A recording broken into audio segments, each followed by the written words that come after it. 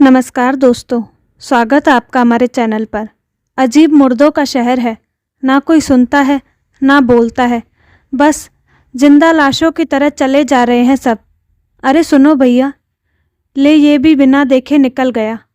मैं bus stand पर खड़ा बेचैन हुए जा रहा था कि अचानक कान में पहली बार आवाज़ पड़ी, एक्सक्यूज़ मी। आवाज़ की तरफ पलटा तो कुछ देर पलटा ही रह गया। कहाँ तो परिंदा भी नहीं दिख रहा था और एकाध दिखी भी तो सीधी परी, सफ़ेद सूट पर नीला दुपट्टा पहने मेरे सामने वो खड़ी थी। हालांकि सौंदर्य प्रसाधन के ऐड में दिखने वाली कन्याओं जैसी तो नहीं थी, मगर सांवले रंग के बावजूद तीखे नैन नक्श उसके चेहरे को इस काबिल जरूर बना रहे थे कि थकी हुई निगाहें कुछ देर वहाँ विश्राम कर सके। आप भी वजीरगंज जाएंगे क्या? जी जी, वहीं जाना है। और आप? जी मेरा तो घर ही वही है, बोलकर वो हल्के से मुस्कुराई।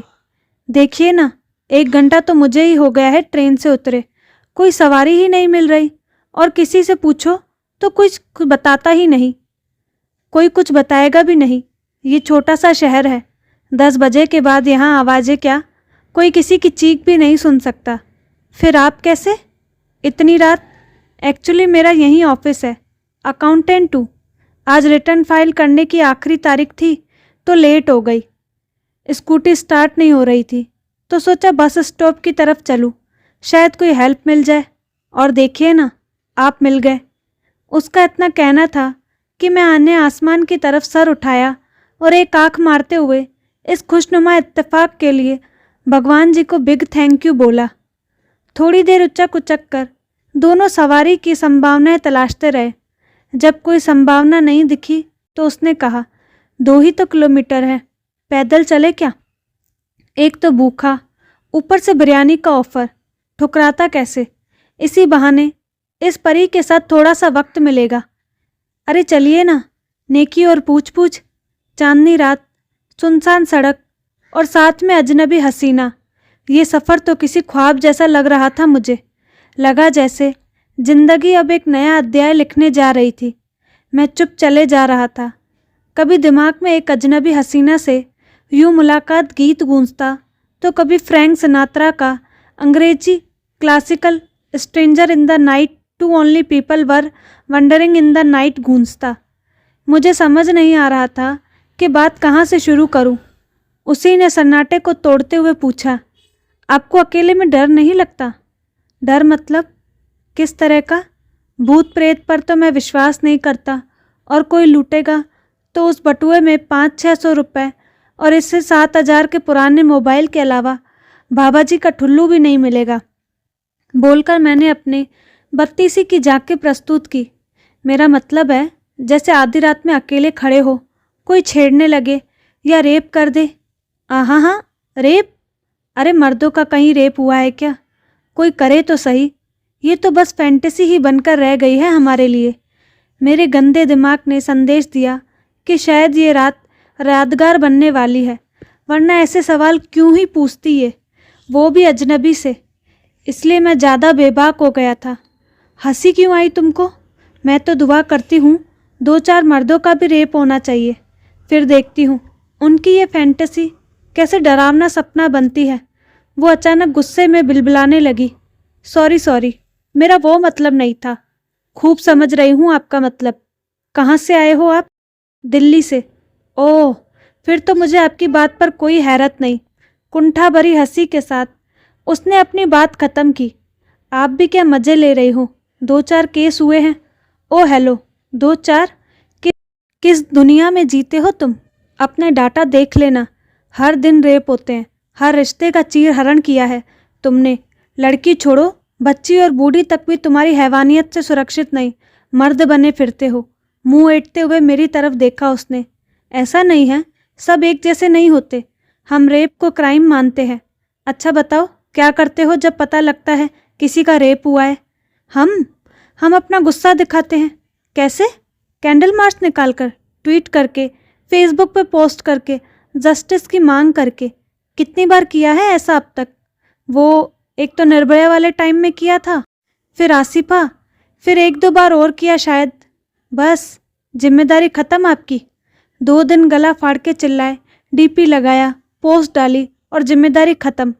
फिर इंतज़ार करो नए हादसे का, ताकि फिर चिल्ला सको।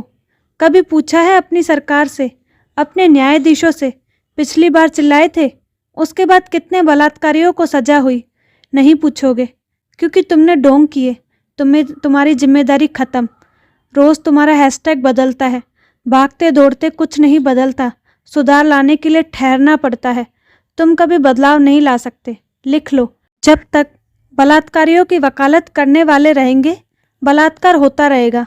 जानते भी हो कैसा लगता है जब कोई तुम्हारी इच्छा के बिना तुम्हें छूता है, चूमता है, काटता है, निवस्त्र करता है और फिर अपनी मर्दानगी का पीठ थपथपाता है। मौत से बदतर होता है वो अनुभव। बोलते बोलते उसका चेहरा एकदम लाल सुर्ख हो गया था गुस्से से। आप तो एकदम जज्बाती हो गई। सॉरी बोला ना मैंने। इतनी देर से साथ चल रहे हैं, बात कर रहे हैं, मुझे ये भी नहीं पता आपका नाम क्या है। जैस्मिन, उसने 2 टुक जवाब दिया। बड़ा भूतिया सा नाम है जी। उठो जैस्मिन, वीराना तुम्हें बुला रहा है। वीराना फिल्म देखी है आपने? उसमें भी जैस्मिन नाम की खूबसूरत भूतनी होती है। खिखियाते हुए मैंने फर्जी सा टॉपिक छेड़कर बात बदलने की कोशिश की, मगर उसने मेरी बात को भाव ही नहीं दिया। आपको मालूम है, जिस सड़क पर आप चल रहे हो, 6 महीने पहले इसी सड़क पर एक हादसा हुआ था। मेरी तरफ अपनी बड़ी बड़ी आँखों को और बड़ा करते हुए देखते हुए उसने कहा, कैसा हादसा? मुझे जानने की जिज्ञासा हुई। मेरी एक दोस्त थी, वो भी स्कूटी से आना जाना करती थी। एक दिन यहीं पर उसकी स्कूटी बंद हो गई।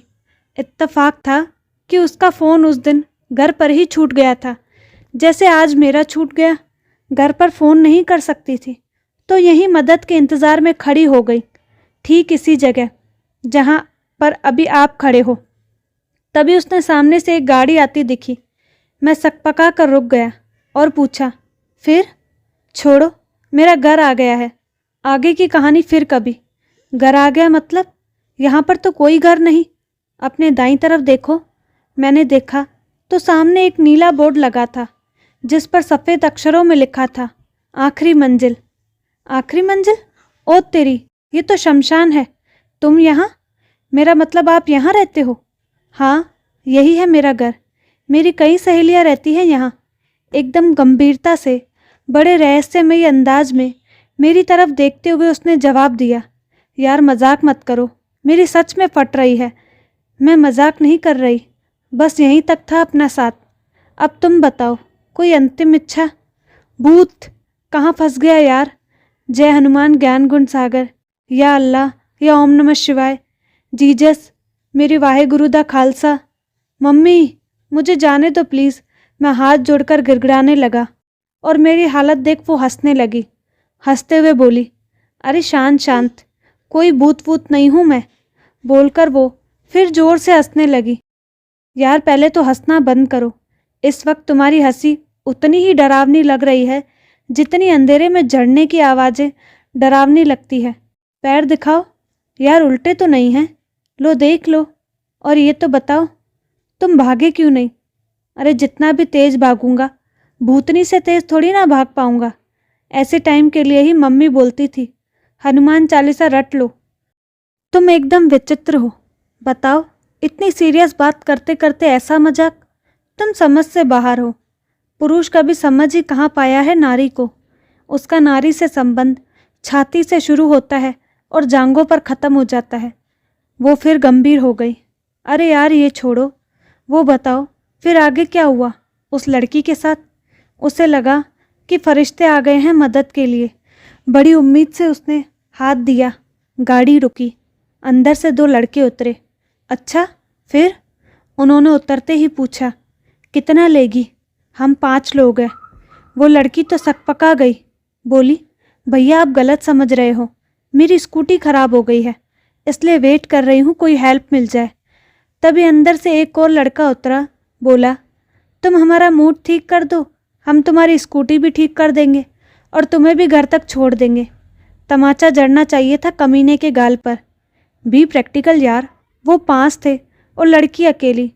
उसने कहा, भैया प्लीज़ आप जाइए, मैं मैनेज कर लूँगी। तभी अंदर से चौथा लड़का उतरा। उसने आव देखा न ताव, उस लड़की को कमर से पकड़ा और चिल्लाया, क्यों टाइम खराब कर रहे हो, लेके चलो इसे अंदर। पांचों ने हाथ पांव पकड़े और सड़क के किनारे देखो उन्हीं झाड़ियों में ले गए। चलो दिखा के लाती हूँ। अरे पागल हो क्या, मेरे को नहीं देखना। सोचो, आप देखने में इतना डर रहे हो, जिसको लेकर हो गए होंगे वो कितना डरी होगी। तो यार उसे चिल्लाना चाहिए था, भागने की कोशिश करनी चाहिए थी, प्रतिरोध करना चाहिए था। आधुनिकता ने, शोर ने शहर को बहरा कर दिया है। यहाँ अपनी चीख खुद को नहीं सुनाई देती, कोई और क्या सुनेगा। और विरोध करने की ऊर्जा ही कितनी होती है शरीर में। थोड़ी देर उसने विरोध किया, फिर निडाल हो गई। गिद्धों को बदन मिल गया था, वो तब तक नोचते रहे जब तक थके नहीं। मेरे तो रोए खड़े हो गए सोचकर, जिस पर बीतती होगी वो किस दर्द से गुजरता होगा। दर्द तो थोड़ी देर में महसूस होना ही बंद हो जाता है, बदन सुन पड़ जाता है, मन मस्तिष्क पर बस खौफ हावी रहता है।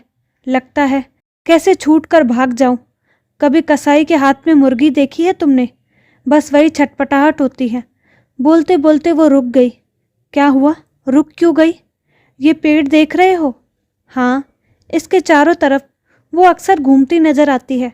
सब बोलते हैं ये पेड़ समाज और अदालत की तरह एकदम मौन, जिससे वो रात भर गुहार लगाती है और ये स्थिर निष्क्रिय सा खड़ा रहता है। घूमती है मतलब? उन दरिंदों ने मार दिया क्या उस बेचारी को? भूत बन गई वो? नहीं रे, जब दरिंदगी करके थक गए तो वो लोग जाने लगे।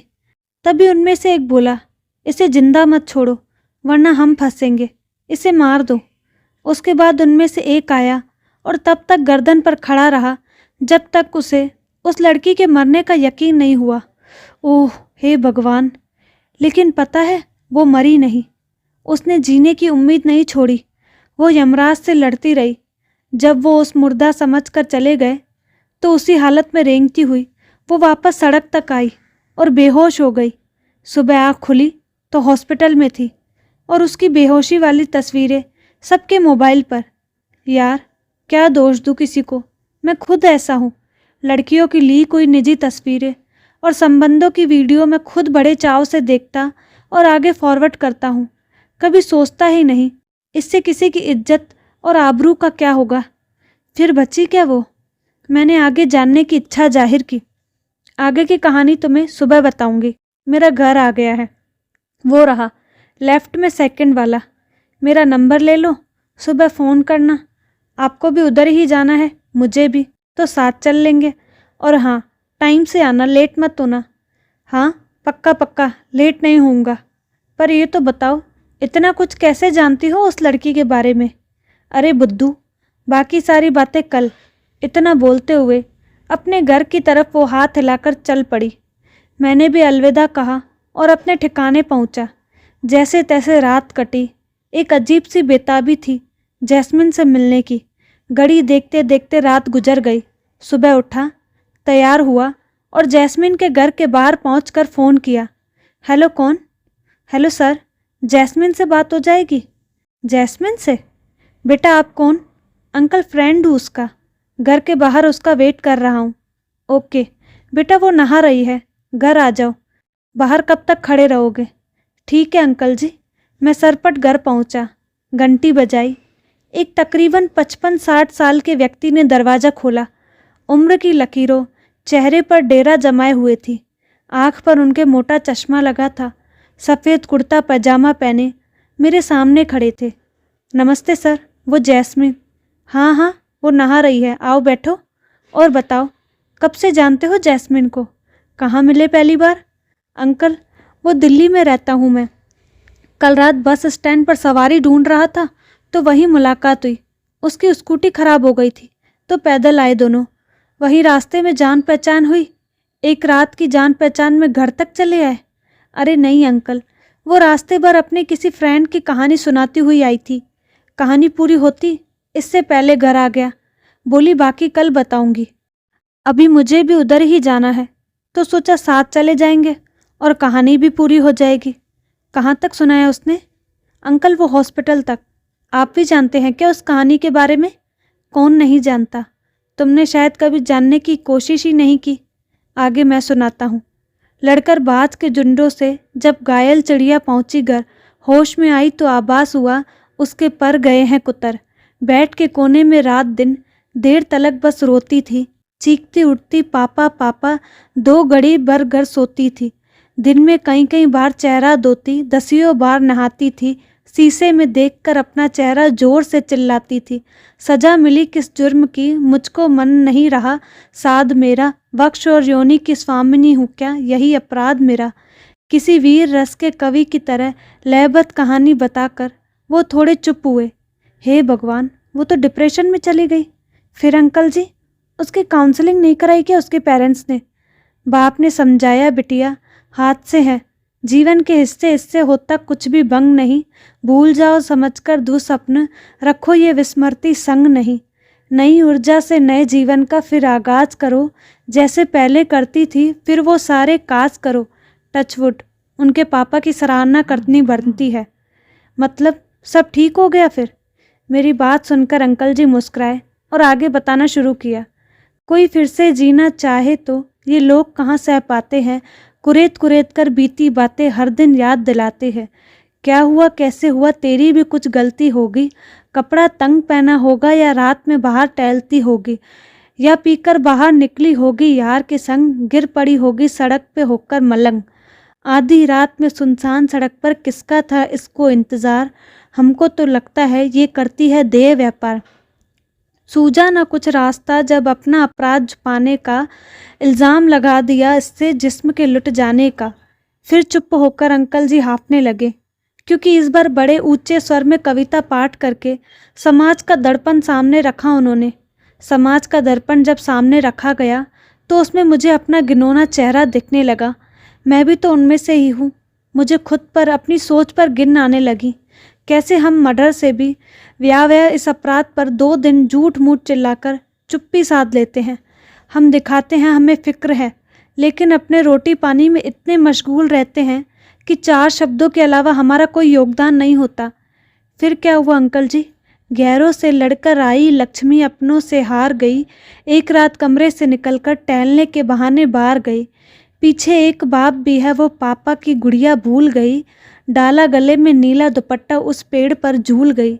वही पेड़ जो जैस्मिन ने दिखाया था, जिसके चारों तरफ वो घूमती रहती है। और वो अपराधी लड़के, शास्त्र कहते हैं दुर्मृत्युदंड व्यभिचारी को, फिर चाहे रावण हो या दुर्योधन। लेकिन नियति देखो, उसके हत्यारे आज़ाद घूम रहे हैं मगन। जितने दोषी वो 5 थे उतना ही है हर इंसान, क्योंकि आज भी मासूम चिड़िया उन गिद्धों से है परेशान। अंकल जी का चेहरा निराशा से लटक गया। मैंने घड़ी देखी और बात वापस मुद्दे पर लाया। ओह, बहुत दर्दनाक हादसा है, और अफसोस है ये हादसा रोज होता है। मेरी संवेदनाएं उस लड़की के साथ है। अंकल देखो ना, जैस्मिन नहा ली क्या? लेट हो रहे हैं। उन्होंने सर उठाकर मेरी तरफ देखा और मुस्कुराते हुए जवाब दिया, बेटा वो तो तब तक नहाती रहेगी जब तक जिस्म से दरिंदगी के निशान न मिट जाए। तुम जाओ, नहीं तो लेट हो जाओगे। और कोशिश करना जिस समाज में तुम रहते हो वो लेट ना हो। मेरी जैस्मिन तो पहले से ही लेट है। इतना बोलकर उन्होंने मुझे एक दीवार की तरफ देखने का इशारा किया। मैं पलटा तो देखता हूँ जैस्मिन की फूल चढ़ी तस्वीर लगी है। मैं स्तब्ध वो तस्वीर देखता रह गया। उसने वही सफ़ेद सूट और नीला दुपट्टा पहना था। ये देखकर जिस्म निष्प्राण हुए जा रहे थे। कोशिश कर रहा था उठने की, लेकिन लगता था सोफे पर चिपक गया हूँ। तो दोस्तों, आपको कहानी कैसी लगी? अपनी राय कमेंट बॉक्स में ज़रूर दें, और साथ ही हमारे चैनल को लाइक, शेयर और सब्सक्राइब करना ना भूलें। धन्यवाद।